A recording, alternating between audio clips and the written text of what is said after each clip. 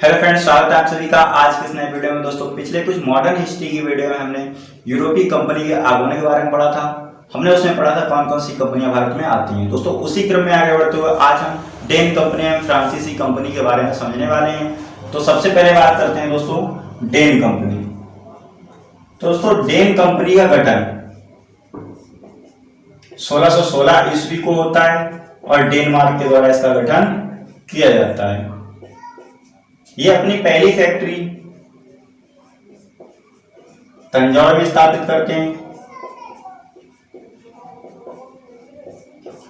करते हैं और ये भारत में आने वाली चौथी कंपनी होती है। तो इसके आने के क्रम अगर बात करें दोस्तों तो चौथी कंपनी है कौन सी, तो डेन कंपनी। और इसका गठन जो है 1616 ईस्वी को डेनमार्क के द्वारा किया जाता है। ये कंपनी व्यापारिक प्रतिस्पर्धा में पिछड़ जाने के कारण ये अपनी समस्त फैक्ट्री या कोठी अंग्रेजों को बेचकर चले जाते हैं, यानी कि भारत से इनका क्या हो जाता है, पतन हो जाता है। तो समस्त फैक्ट्री या कोठी की बात करें दोस्तों तो किसको बेच के चले जाते हैं, तो अंग्रेजों को। तो दोस्तों, इस कंपनी में आपको 2-3 पॉइंट्स याद रखने। इसका गठन कब होता है, 1616 ईस्वी को। किसके द्वारा किया जाता है, तो डेनमार्क के द्वारा किया जाता है। ये जब कंपनी भारत में आती है तो अपनी पहली फैक्ट्री कहाँ लगाती है, तो तंजौर में स्थापित करती है। और भारत में आने वाली चौथी कंपनी होती है। पहली कंपनी दोस्तों कौन सी थी, पुर्तगाल कंपनी। दूसरे कौन आते हैं, डच आते हैं। तीसरे अंग्रेज आते हैं। चौथे डेन आते हैं, है ना। और ये व्यापारिक प्रतिस्पर्धा में पिछड़ जाने के कारण अपनी समस्त फैक्ट्री या कोठी अंग्रेजों को बेचकर चले जाते हैं। तो आपको इसमें 2 या 3 पॉइंट याद रखने हैं जो हमारी परीक्षा की दृष्टि से अत्यंत महत्वपूर्ण है। दोस्तों, अगली कंपनी के रूप में हम पढ़ते हैं फ्रांसीसी कंपनी। कौन सी कंपनी दोस्तों, फ्रांसीसी कंपनी। तो दोस्तों, फ्रांसीसी कंपनी का गठन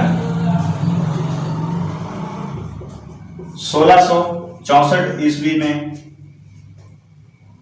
लुई 14वां के शासन काल में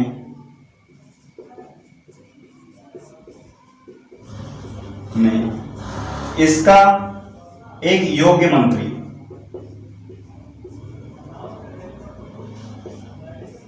कालवर्ट के द्वारा फ्रांसीसी ईस्ट इंडिया कंपनी का गठन किया जाता है। दोस्तों, शासनकाल किसका रहा, तो लुई 14वां का, है ना।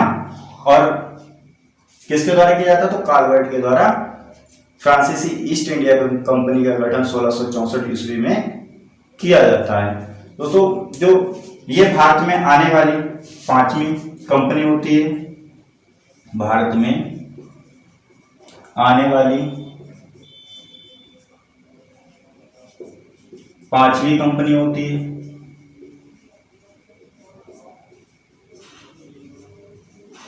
और ये कंपनी पूर्णतः सरकारी कंपनी होती है। तो अभी तक तो कौन सी, मतलब पिछले जो 4 पढ़े हमने वो क्या थी दोस्तों, निजी कंपनियां थी। लेकिन जो फ्रांसीसी कंपनी आती है वो ये पूर्णतः सरकारी कंपनी होती है,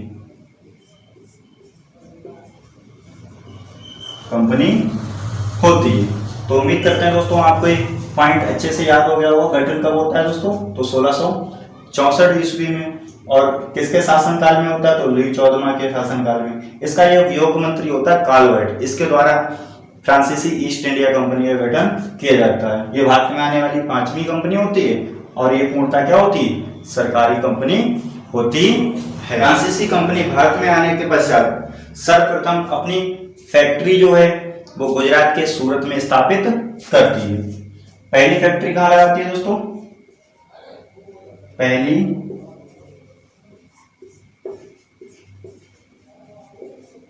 फैक्ट्री सूरत में स्थापित करती है। कौन सी कंपनी दोस्तों, तो फ्रांसीसी कंपनी। इस समय फ्रांसीसी ईस्ट इंडिया कंपनी की जो आर्थिक स्थिति होती है वो बेहद कमजोर होती है। लेकिन 1720 में इसके पुनर्गठन के पश्चात कंपनी की स्थिति जो होती है वो बेहतर हो जाती है।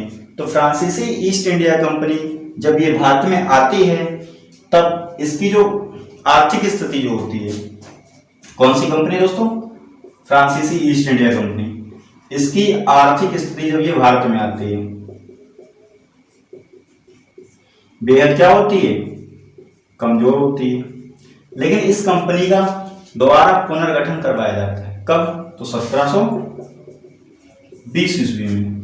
तब इस कंपनी की जो आर्थिक स्थिति जो होती है वो बेहतर हो पाती है। फिर दोस्तों एक घटना होती है 1673 ईस्वी में। कब होती है दोस्तों? तो 1673 ईस्वी में ये पांडुचेरी को अपने अधीन कर लेते हैं। किसको दोस्तों? तो पांडुचेरी को अपने अधीन कर लेते हैं और इस पांडुचेरी को ही अपना मुख्यालय बनाते हैं। तो दोस्तों ये अपनी पहली फैक्ट्री कहाँ लगाते हैं? सूरत में। और कब लगाते हैं? 1668 ईस्वी में। और अन्य फैक्ट्रियां जो होती हैं जैसे पांडुचेरी है, चिनसुरा है ना, इन क्षेत्रों में स्थापित करते हैं। तो उम्मीद करते हैं दोस्तों आपको ये पॉइंट अच्छे से समझ में आ रहा होगा। फ्रांसीसी कंपनी का गठन कब हुआ? 1664 ईस्वी में। किसके शासनकाल में? तो ल्यूई XIV के शासनकाल में। इसका एक योग्य मंत्री होता है काल्वर्ट, उसके द्वारा ये कंपनी का गठन किया जाता है। और ये भारत में आने वाली 5वीं सबसे बड़ी कंपनी होती है। ये पूर्णतः सरकारी कंपनी होती है। क्वेश्चन आता है कि निम्न में से जो यूरोपीय कंपनियां भारत में आई थी उनमें से सरकारी कंपनी कौन सी थी? तो आपको क्या लगा के आना है दोस्तों? फ्रांसीसी कंपनी लगा के आना है। और पहली फैक्ट्री ये अपने सूरत में स्थापित करते हैं। कब करते हैं? तो 1668 ईस्वी में। यानी कि गठन का 1664 में होता है और 4 साल यानी 3 साल बाद का 1668 ईस्वी में चौथी साल में क्या कर देते हैं? ये अपनी पहली फैक्ट्री स्थापित कर देते हैं। और अन्य फैक्ट्रियां जैसे पांडुचेरी ये अपने कब अधीन कर लेते हैं ना, यहीं पे अपना मुख्यालय बनाते हैं। फिर दोस्तों 1742 ईस्वी में 1742 ईस्वी में ये क्या करते हैं?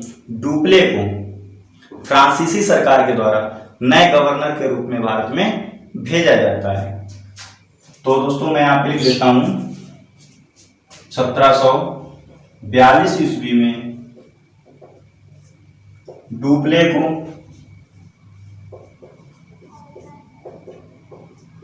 भारत में नए गवर्नर के रूप में भेजा जाता है और यहीं पे एक नया अध्याय शुरू होता है फ्रांसीसी व्यापार का।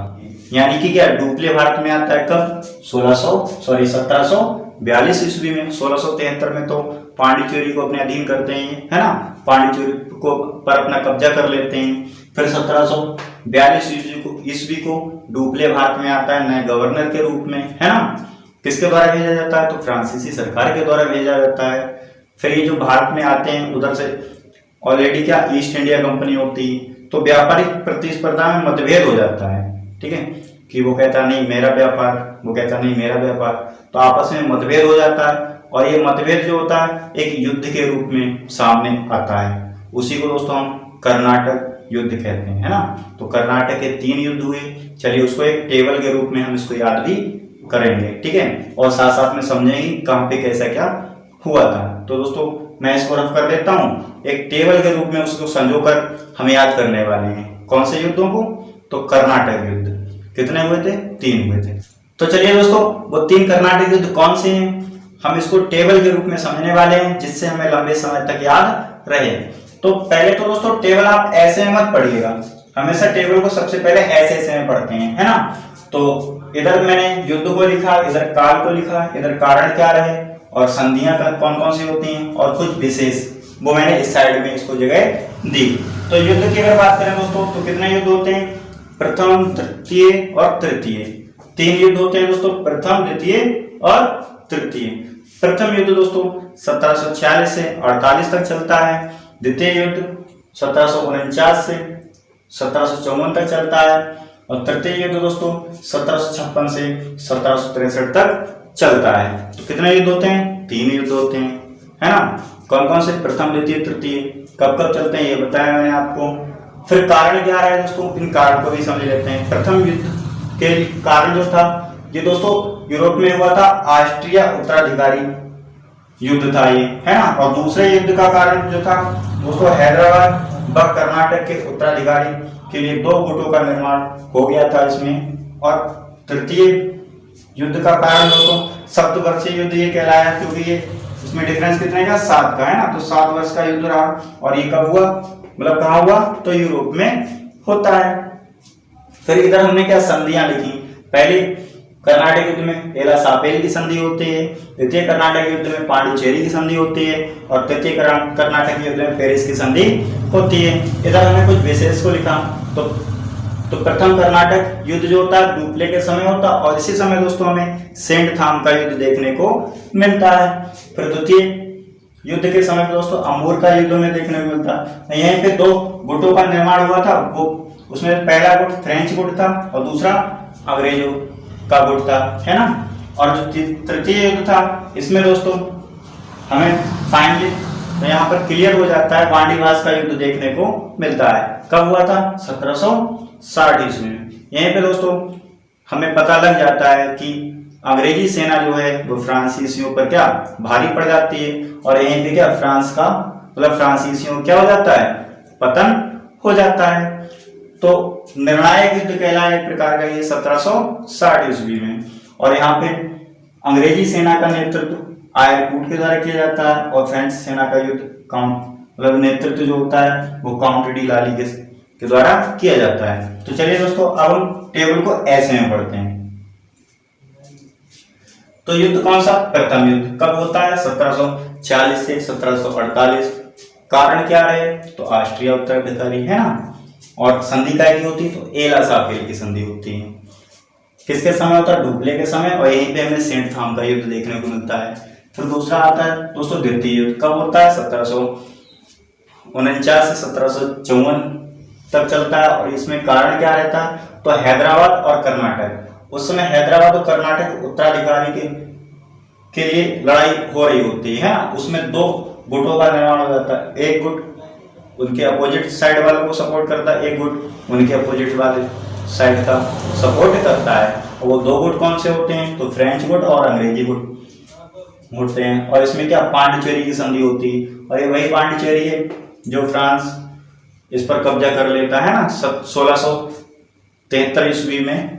और यहीं पे हमें अंगूर का युद्ध देखने को मिलता है। फिर अगला है दोस्तों तृतीय युद्ध। तृतीय युद्ध 1756 से चलता है हमारा 1763 तक और इसमें इसको सप्तवर्षीय युद्ध कहा जाता है क्योंकि 7 वर्ष तक चला था और ये हुआ कहाँ था? तो यूरोप में हुआ था।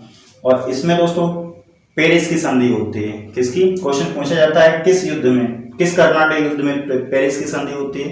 तो तृतीय युद्ध, है ना। एला सापेल की संधि प्रथम युद्ध, पांडिचेरी की संधि तो द्वितीय युद्ध में। यहीं पे दोस्तों वांडीवास का युद्ध देखने को मिलता है 1760 ईस्वी और यहीं पे क्या हो जाता है? फ्रांसीसियों का पतन हो जाता है और अंग्रेजी सेना का नेतृत्व आयरकूट के द्वारा किया जाता है जबकि फ्रेंच सेना का नेतृत्व काउंट डी लाली के नेतृत्व में किया जाता है। तो दोस्तों इनके द्वारा फ्रांसीसी सेना का नेतृत्व किया जाता है और अंग्रेजों की सेना का नेतृत्व कौन करता है? आयरकूट करते हैं। अब जो संधि है इसको आप ऐसे भी याद कर सकते हैं, ए पापे, है ना। तो कोई भी ट्रिक आप बना लो याद करने के लिए। एला सापेल की संधि, पांडिचेरी की संधि और पेरिस। तो उम्मीद करते हैं दोस्तों आपको ये चार्ट अच्छे ढंग से समझ में आया होगा। आपने अपनी नोटबुक में भी इसको नोट किया होगा। चार्ट आप बना के लेना जिससे आपके दिमाग में क्या ये छप जाए। तो उम्मीद करते हैं दोस्तों आपको ये वीडियो अच्छे ढंग से समझ में आया होगा। अगर वीडियो अच्छा लगा हो तो दोस्तों लाइक कीजिए और चैनल को सब्सक्राइब कर लीजिए अगर हमारे चैनल पे आप नए हैं, जिससे आने वाले वीडियोस का लिंक सबसे पहले आप तक पहुंचे। चलिए दोस्तों मिलते हैं नेक्स्ट वीडियो में, तब तक के लिए जय हिंद।